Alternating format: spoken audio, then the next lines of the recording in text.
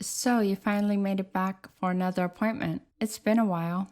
How's your relationship with William going? It's over. Already? Yep. I read your blog.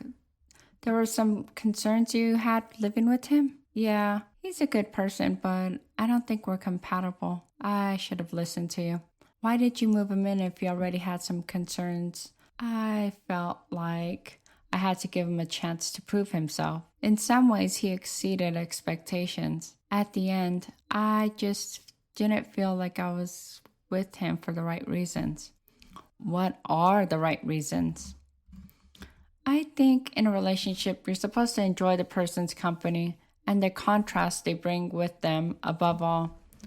I started to feel like the thing I liked the most about him was the fact that he helped me with the chores and the kids.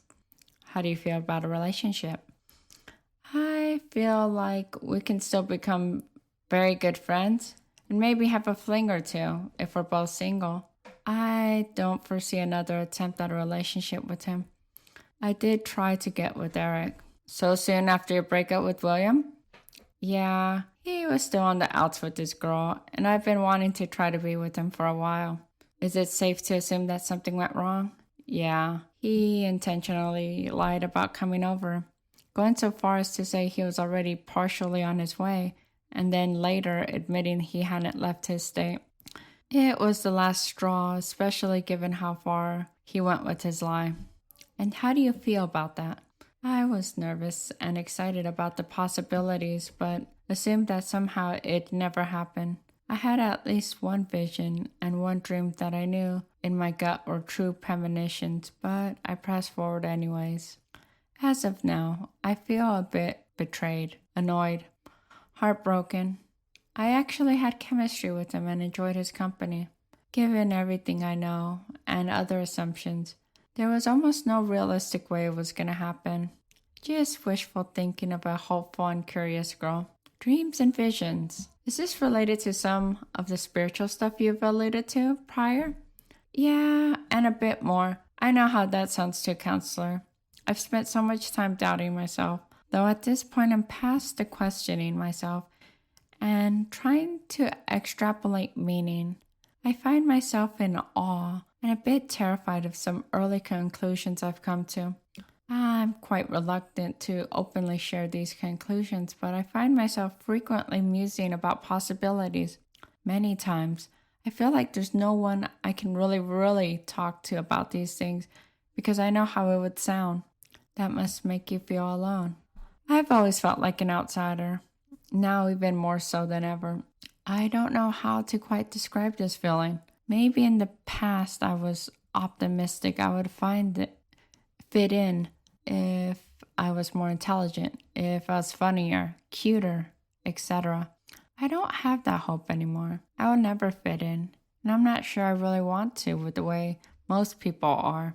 Even nature and the spiritual realm seems to be far more complex than I thought. Far more blacks, whites, grays. I feel surrounded and naked in front of a hostile group, some for and some against me.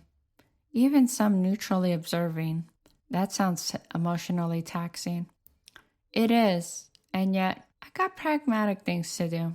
Help my clients, get the kids to school, pick them up, get food, cook, clean, resolve issues with the kids, and show them attention. I try to check in with others as well. That doesn't sound like a lot of time for yourself. Not really, though sometimes I prefer being busy.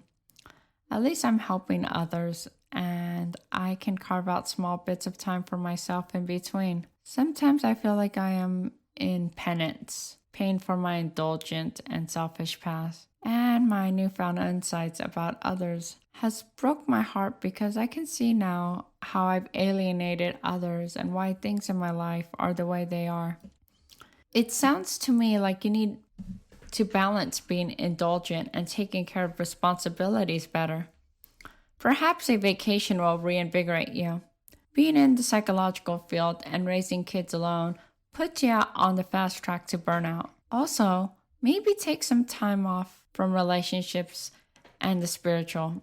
If those things aren't serving you, they don't need to be a part of your life. Don't be so hard on yourself. You're doing great.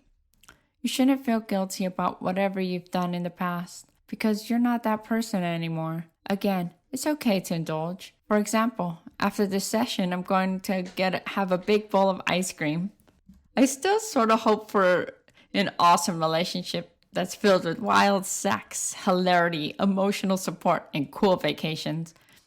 And maybe hope for a bigger home together. And my curiosity is almost insatiable. Whatever is out there knows. I can't help but want to engage. Ugh, you're hopeless. Shut up. At least you're smiling now. No one puts baby in a corner. At least not for long. I'm sorry, what?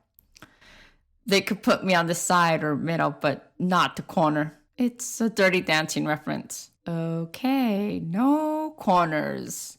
I'll be sure they confine you in a circle when they cart you away to Arkham Asylum. Will it be a nice circle? It'll be a beautiful, spacious circle.